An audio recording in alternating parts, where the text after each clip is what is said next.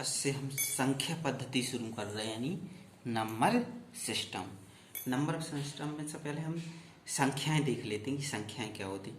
कोई भी संख्याएं हैं वो दो तरीके की होती हैं, या तो वास्तविक संख्या होंगी या काल्पनिक संख्या होंगी। काल्पनिक संख्या में आपने 10+2 में पढ़ा होगा, जिनके साथ क्या लगा होता था, आई लगा होता था। इमेजिनरी नंबर आई लगा होता था, वो सब क्या होती थी, काल्पनिक संख्याएं। तो हम काल्पनिक संख्याएं संख्या पद्धति में नहीं पढ़ते, हम क्या पढ़ते हैं, वास्तविक संख्याएं। अब वास्तविक संख्याएं क्या होती हैं?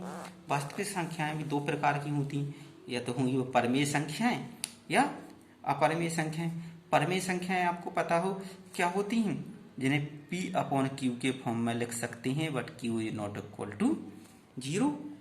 P और बट Q के फॉर्म में लिख सकते हैं, Q बराबर 0 नहीं होता है। परमेय संख्याओं में क्या होता है, एक अंश होता है और नीचे क्या होता है, हर होता है, मीन्स न्यूमरेटर होता है और डिनोमिनेटर होता है।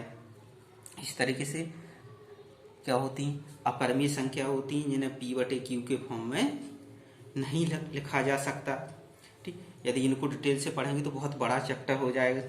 अब देखते हैं कि परमेय संख्या होती है वो कितने प्रकार की होती हैं। दो प्रकार की होती हैं, या तो वो पूर्णांक होंगे या फिर भिन्न होंगे। अब पूर्णांक क्या हो सकती हैं, कोई सा भी नंबर, जैसे हम ले लेते हैं -2, 0, 5, यानी कोई से भी नंबर जो क्या हो P/Q के फॉर्म में नहीं होना चाहिए, वो सब क्या हो जाएंगे, पूर्णांक। जितने भी आप नंबर जानते, -100, 50, -1000, -250, 10, सब क्या है, पूर्णांक है।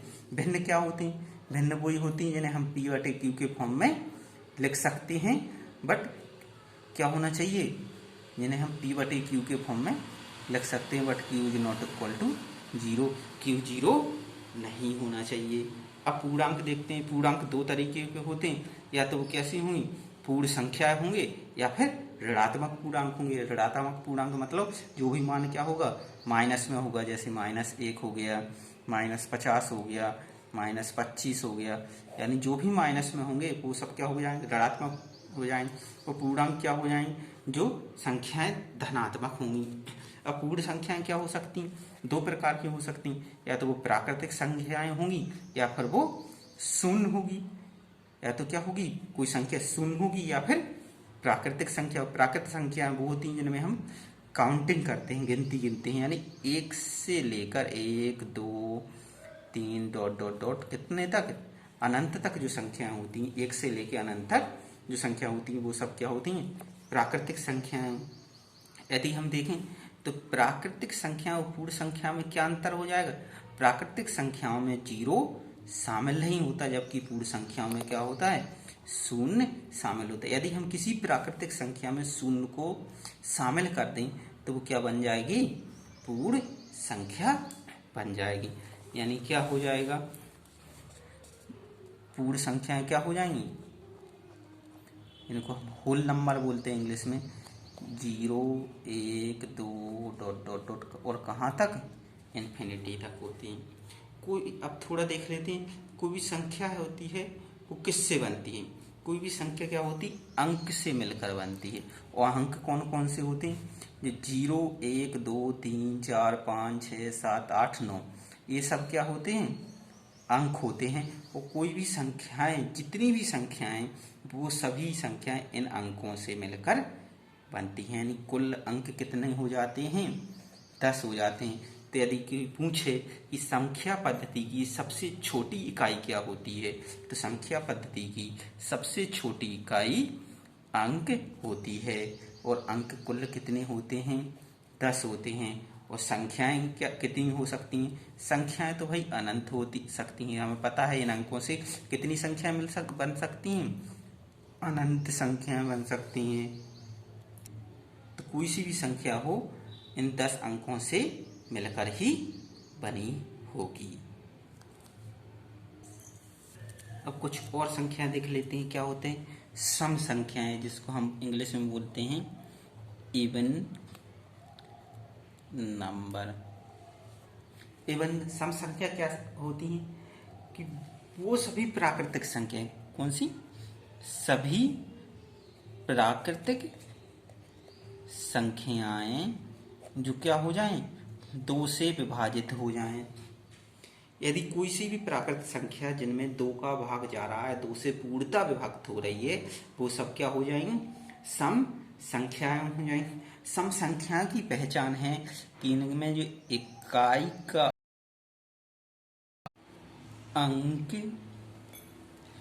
क्या होगा, ये तो 0 होगा, 2 होगा, 4 होगा, 6 होगा, 8 होगा। इनमें सम संख्याओं में इकाई का अंक क्या होगा, 0, 2, 4, 6, 8 होगा। विषम संख्याएं क्या हो सकती हैं, वो प्राकृतिक संख्याएं जो क्या होती हैं, प्राकृतिक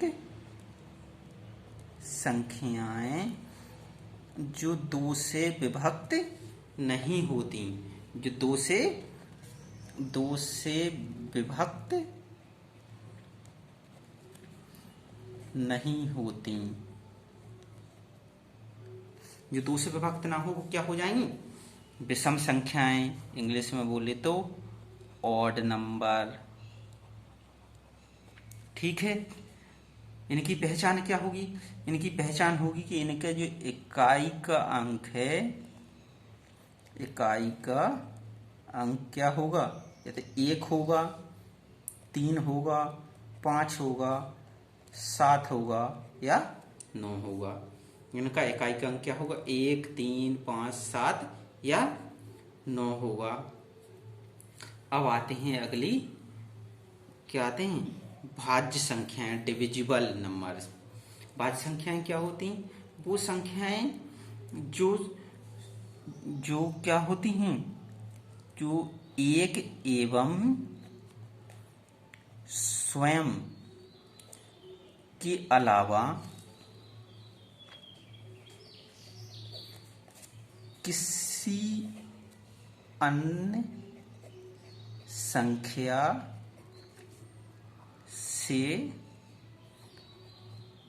विभक्त हो जाएं तो वो क्या कहलाएंगी, भाज्य संख्या हो जाएंगी। कोई सी भी संख्या हो वो क्या होगी, एक और स्वयं से हमेशा विभक्त होती है। यदि कोई संख्या एक और स्वयं के अलावा किसी अन्य संख्या से भी क्या हो जाए, विभक्त हो जाए, किसी अन्य संख्या से क्या हो जाए, विभक्त हो जाए, तो वो सब क्या कहलाएंगी, भाज्य संख्याएं कहलाएंगी। तो भाज्य संख्याएं क्या हो जाएंगी, भाज्य संख्याओं के अंदर सभी सम संख्याएं शामिल होती हैं। क्या होती हैं, सभी सम संख्याएं शामिल होती हैं। इसमें एक अपवाद है अकेला कि 2 इसमें शामिल नहीं होता। भाज्य संख्याओं के अंदर 2 को छोड़कर सभी सम संख्याएं शामिल होती हैं। इसके अलावा कुछ विषम संख्याएं भी होती हैं। जैसे एक एग्जाम्पल ले लेते हैं कि 9 क्या भाज्य है, हाँ भाज्य है। क्यों, क्योंकि ये क्या हो रहा है, 3 से पूर्णतया विभक्त हो रहा है। तो 9 क्या हो जाएगा, एक भाज्य संख्या हो जाएगी। मतलब भाज्य संख्या वो सभी संख्याएं जो एक एवं स्वयं के अलावा किसी अन्य संख्या से पूर्णतः विभक्त हो जाएं, भाज्य संख्याएं कहलाई। अब आती हैं अभाज्य संख्याएं। अभाज्य संख्याएं यानी प्राइम नंबर्स। अभाज्य संख्याएं क्या होती हैं, वो प्राकृतिक संख्याएं क्या हो जो एक एवं स्वयं के अलावा किसी अन्य संख्या से पूर्णतया विभक्त ना हो। मतलब ऐसी संख्याएं जिनमें किसी दूसरी संख्या का भाग ना जाए। किसको छोड़कर, या तो उनमें एक का भाग जाएगा या वो उसी संख्या, जो संख्या है खुद उसी संख्या का भाग जाएगा। इनके उदाहरण देख लेते हैं। अभाज्य संख्याओं के उदाहरण जैसे 2 हो गया, 3 हो गया, 5 हो गया, 7 हो गया, 9 होगा क्या, नहीं होगा भाई, 9 में तो 3 का भाग जा रहा है। 11 हो गया, 13, 15 नहीं हुआ। क्यों नहीं होगा? उसमें क्या जा रहा है, 3 का भी भाग जा रहा है और 5 का भी जा रहा है, तो 17। इसी तरीके से क्या हो जाएंगी, ये अभाज्य संख्याएं हो जाएंगी। इसमें सबसे ज्यादा इम्पोर्टेंट करने जो है वो 2 है। क्यों? क्योंकि 2 ही एकमात्र ऐसी सम संख्या है जो क्या है, अभाज्य संख्या है। इसके अलावा जितनी भी सम संख्याएं हैं वो सब कैसी हैं, भाज्य संख्याएं हैं। तो क्या हो जाएगा, एकमात्र सम संख्या जो अभाज्य है वो क्या हो जाएगी, 2 हो जाएगी। इसलिए सबसे ज्यादा इम्पोर्टेंट हो जाती है। इसमें एक चीज और समझ लेते हैं और उसके बाद वीडियो को समाप्त करते हैं। क्या होते हैं, सह अभाज्य संख्याएं। सह अभाज्य संख्याएं, इसको इंग्लिश में बोलते हैं को प्राइम नंबर्स। यदि कोई 2 प्राकृत संख्याएं हैं, क्या 2 प्राकृतिक संख्याएं इनका HCF कितना हो, 1 हो। कोई सी भी 2 प्राकृतिक संख्याएं जिनका HCF 1 हो वो क्या कहलाती हैं, सह अभाज्य संख्याएं। यानी उन दोनों संख्याओं में क्या नहीं होना चाहिए, कोई कॉमन फैक्टर नहीं होना चाहिए। जैसे एग्जाम्पल ले लेते हैं 2 और 3, 2 और 3 इन दोनों का HCF कितना आएगा भाई, HCF इनका 1 आ जाएगा। तो ये क्या हो जाएगी, सह अभाज्य संख्या हो जाएगी। इस तरीके से हम देखें 5 और 9 तो क्या हो जाएंगे, 5 और 9 का HCF कितना आएगा, कितना आएगा HCF, 1 आएगा। तो ये कैसी हो जाएंगी, सह अभाज्य संख्या। कन्फ्यूजन क्या होता है, इसमें लिखा होता है अभाज्य शब्द जुड़ा हुआ होता है तो लोग समझते हैं कि इनमें क्या हो जाएगा, अभाज्य संख्याएं ही शामिल होंगी, लेकिन ऐसा नहीं है। क्योंकि 9 क्या था, अभाज्य संख्या नहीं थी, एक भाज्य संख्या थी, क्योंकि इसमें 3 का भाग जा रहा है।